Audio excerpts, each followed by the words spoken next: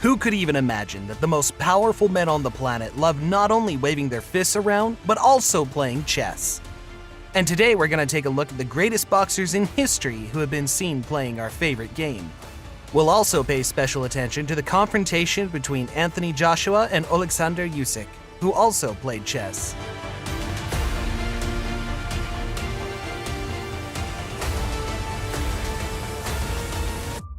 Greetings, dear chess fans and experts. This is Fight Master Max Omariv with you. And we're gonna begin today's adventure into the world of boxing and chess with two legends, Mike Tyson and Muhammad Ali. Since these are the names that come up first when we think of boxing, and we're lucky enough to watch this little snippet of their battle. Although the king is not on the board, but I assume that he could just fall since they play on the couch. But here Muhammad made some strange moves. He jumped over the king. All in all, Ali was able to overpower Tyson. I couldn't find any more games with Muhammad Ali except for these pictures. But there was more material with Mike Tyson. In particular, not so long ago, he had a game with Arnold Schwarzenegger. Arnold invited Mike to his house, and the UFC champion, Henry Cejudo, was filming the whole thing. I was able to recreate the first moves of their games. Arnold plays e4, to which Mike responds, knight c6, d4, e6, playing pretty hard. Just like Cus D'Amato taught him, hands pressed together. The champion has a really strong and solid stance.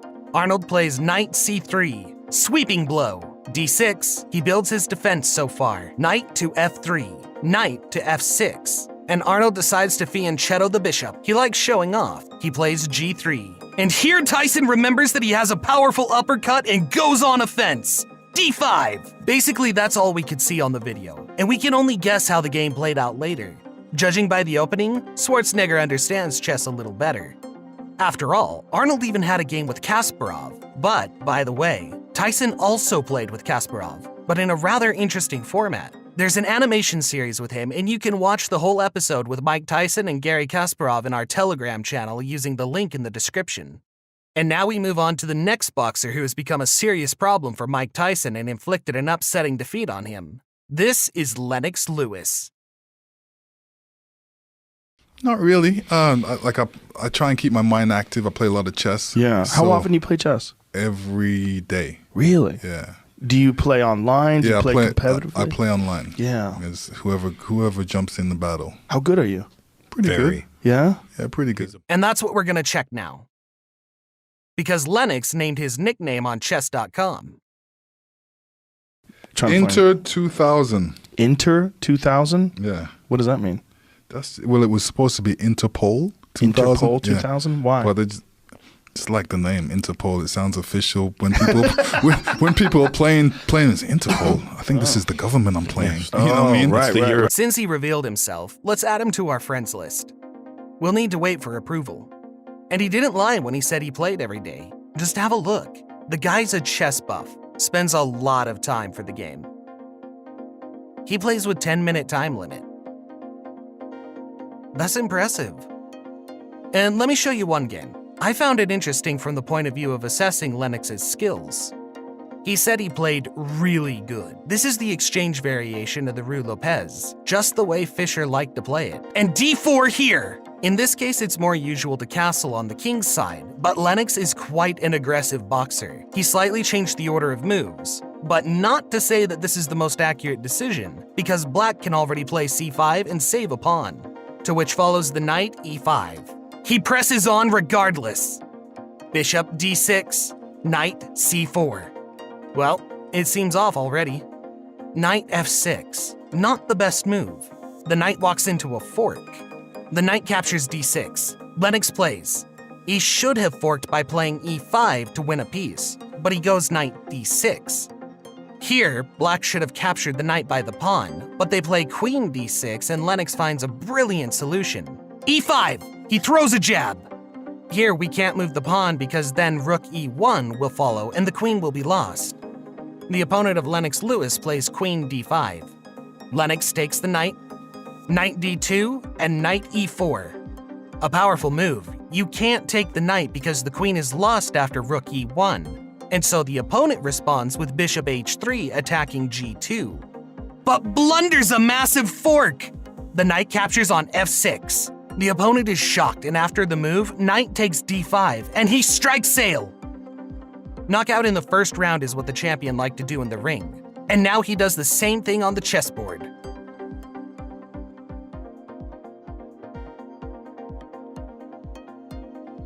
One of the most controversial boxing fights of Lennox Lewis's career was against Vitaly Klitschko. And the Klitschko brothers are also big on chess. For example, here they played together with Vladimir Kremik and Peter Leko, and you can also find quite a few photos in various publications where they're seen at the chessboard. Now we're going to have a look at an interesting game they played together against Elizabeth Petz. The female grandmaster from Germany played white while being blindfolded. Let's see how the game went. e4, b6. Not the most fundamental, but a possible continuation. The men want to develop the bishop.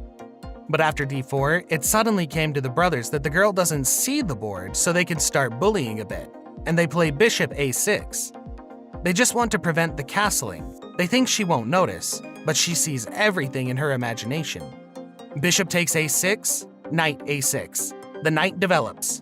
And here's a really strange move that follows. Rook to b8. Okay, maybe the brothers just give odds. They're gentlemen and decide to take pity on the lady. Let's see what happens next. Knight to f3. Knight to f6, e5. This lady is feisty though. She goes forward, she rides her horse hard, but then the brothers come to their senses. They realize that the knight is in danger and play the knight to h5, but it's too sluggish. They pressed against the rings, against the rope. They should have backed down on g8, although of course it looks very sad. But so it goes. I guess we should take one step back to take 2 steps forward. And here after g4, the knight is knocked down, but it just gets lost and they have to play knight f6, and the brothers hang the piece. But there are 2 of them, and Elizabeth plays blindfolded, so some chances remain. However, here they play bishop to g7. Yes, the development is above all in the opening, but you can't give up another piece. Elizabeth takes it. As you can see here, the intrigue is over. c5, captured. Knight h4. The woman gets very bold. She presses on. Mate is on. The bishop is hanging. Here, the brothers play great. They neutralize both threats with one move. But then comes bishop h6. It turned out that they were punch drunk, because the next move is unexplainable. The bishop captures h6, and here they lose the king. The queen takes e7. You may say that it's all about Vitaly. His recent loss to Chris Baird in 2000 and the punches to the head during the contest might have had its effect on Vitaly's wits. Because it's too hard to do that with Baird. Then let's watch the game of Vladimir Klitschko against Sergei Karjakin. It was in 2000. Sergei was just 10 years old then, and they were playing on the internet. Sergei plays white e4, and b6. It's their favorite opening. d4, d6. Things come up. If you've played b6, then you need to develop the bishop, and here he opens 2 ways for the bishop. It's too indecisive for a world champion in boxing, although Vladimir hadn't become a champion yet then. Knight f3, knight c6. Too risky, because after comes bishop b5. The knight gets trapped, and here of course he should play bishop d7 to break the pin and protect the knight. But he plays bishop b7, and after d5, the knight is lost. But the way Vladimir decides to defend his knight deserves a round of applause. King d7. He lays himself open to the attack. dc, bishop c6. Well, here the final move follows, which I suggest you find right now. You don't even have to pause this video. I'm sure you've already guessed that. Knight e5, and after this massive fork, Vladimir Klitschko surrenders. The knight can't be taken because the pawn is pinned. And here, if we go king c8 for example, the bishop gets captured and you're left without the 2 pieces, and then it's useless to resist. Sergei Karjakin told about this game on Twitter, so it's not a fake. And, by the way, this is not the only boxer that Sergei Karjakin played with. There was a Russian TV program with him called Karjakin Throws Down a Challenge. And he played there with the Russian boxer Dmitry Pirog, undefeated boxer, WBO champion, nicknamed Grandmaster. And he had a pretty good name. Here are the final moments of it. The pawn is captured.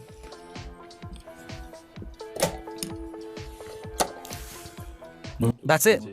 Well, mate's inevitable, yes, thank you. I thank you. Well, not only Sergey plays with boxers, but also the world champion Magnus Carlsen had a game with Arthur Abraham, the WBO champion, and Arthur is in trouble. Knight on e4, but Magnus responds knight d5. The bishop on e3 stands great.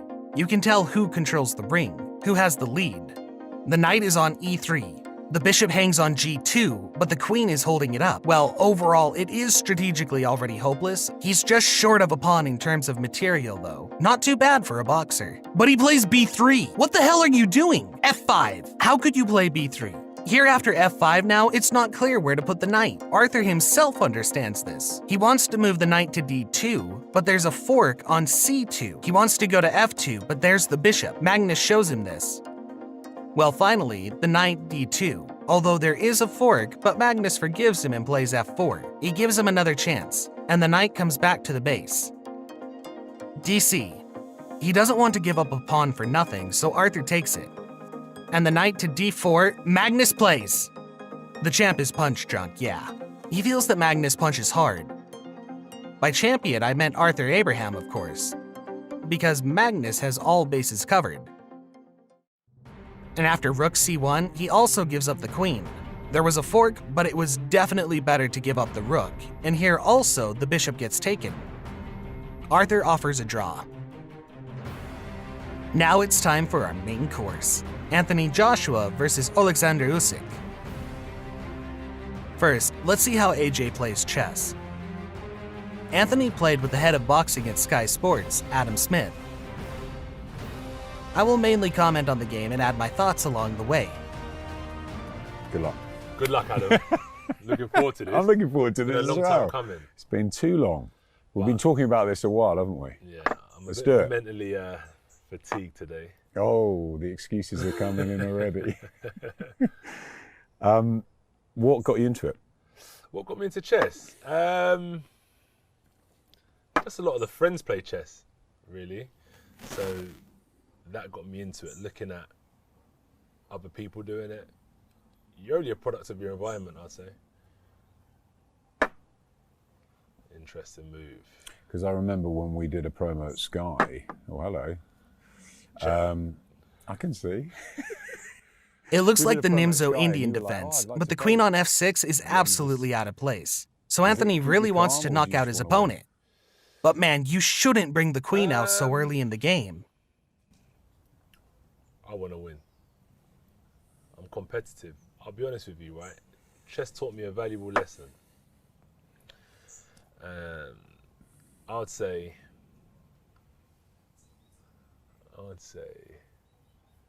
what it's taught me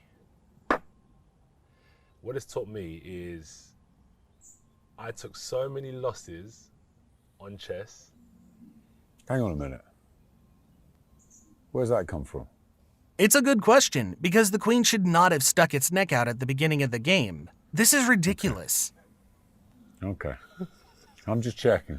This is very attacking. I like to control the board. I can see. We'll have to change that. But I like chess, as I said, it's just like competitive. A lot of the boys play, like any game, a lot of people play backgammon? Yeah. Backgammon, chess. And once you find one that you like, you just tend to stick with it. And chess is something that I've actually grown to like. Like me and Lawrence Okoli were playing the other week. Is he any good? Very good, very good. Lennox played a lot. Yeah, Lennox played a lot in camp. He did. He did. He really enjoyed it. And then Klitschko played. Pacquiao's a good player. Yeah. Very good player. Yeah. Legendary lightweight boxer Manny Pacquiao just recently ended his career and also announced that he'll be fighting against the Play Magnus app, Magnus age 10. The app is a chess engine tuned to play at 29 different skill levels based on Magnus Carlsen's ability at given ages. There may be a separate video on Manny Pacquiao, including this bench game here, as well as the Magnus app game, so stay tuned. A lot of fighters during training camp, obviously it's like solitude and isolation. So it's a good time to actually elevate yourself. During training camp, I'd say us athletes are at our peak condition mentally and physically. So yeah, I feel like chess is actually a good time kind of challenge your mindset. But as for the game, Anthony's queen is running all over the ring, and maybe Oleksandr Usyk Put will be able yourself to in repeat different this. situations.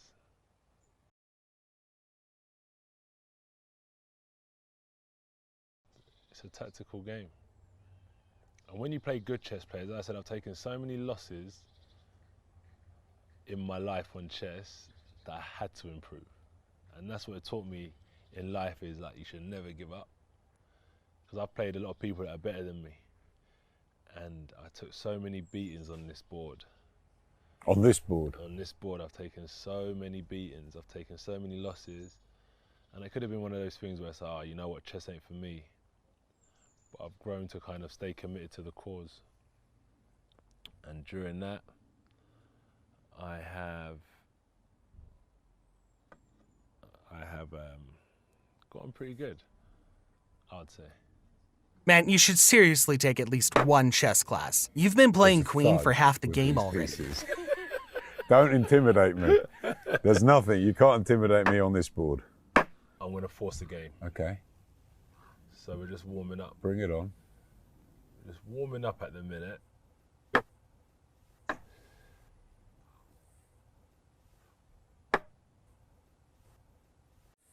Anthony tries to complete the development, but he gave away the center too much. It's not clear why Adam moves the queen to a4, but Anthony falls for his trick, thinking that there's a threat, and pulls his knight. Although he should have just completed the development. For example, by playing bishop b7. Here's the synchronization of the video, and the picture gets worse because they uploaded not the full game. After the knight again moves to e4, advancing in the center, so next bishop e7. Anthony takes the bishop in advance, and e5, space grab. Now it's unclear where to develop the knight, but he can move it to a6. This would not be the worst solution, but there may be the knight h4 with the win of the rook. So Anthony has to save himself somehow. Queen d3, aggressive. Hello? How are you trying to distract me talking boxing here? It's not going to work. That was actually like a... You're very attacking. I'm not. Are you going to do this against Usyk? Yeah, is it going to be all out? Well, what it is I don't think it is. I'll be honest with you.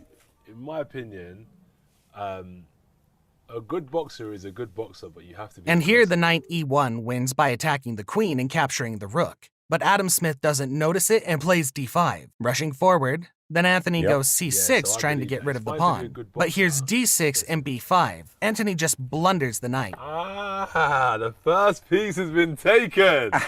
Still, Anthony's very optimistic. I like what I'm seeing. I like what I'm seeing. And Anthony continues. He attacks the queen, but Adam doesn't blunder So it. do you feel like because of this Mayweather situation... Well, as you understand, the position has no chance at all. But Anthony shows him his fighting spirit and plays a5. What, because Mayweather never lost? Trying to improve at least something. He moves his queen. Adam then asks Anthony how painful it was for him to lose to John Ruiz, that it ruined his record and was the only loss of his career, to which Anthony makes a comparison to chess. Calzaghe and Mayweather. Calzaghe was very, very lucky to beat Robin Ruiz. So that's what I say with chess. I took so many losses before I actually learned how to play and be competitive. Is that in life, I just feel like you just can't... And then we can only watch the endgame, in which Anthony's problems only worsen. Would you want to be remembered as one of the greatest fighters ever, or somebody that's brought the greatest?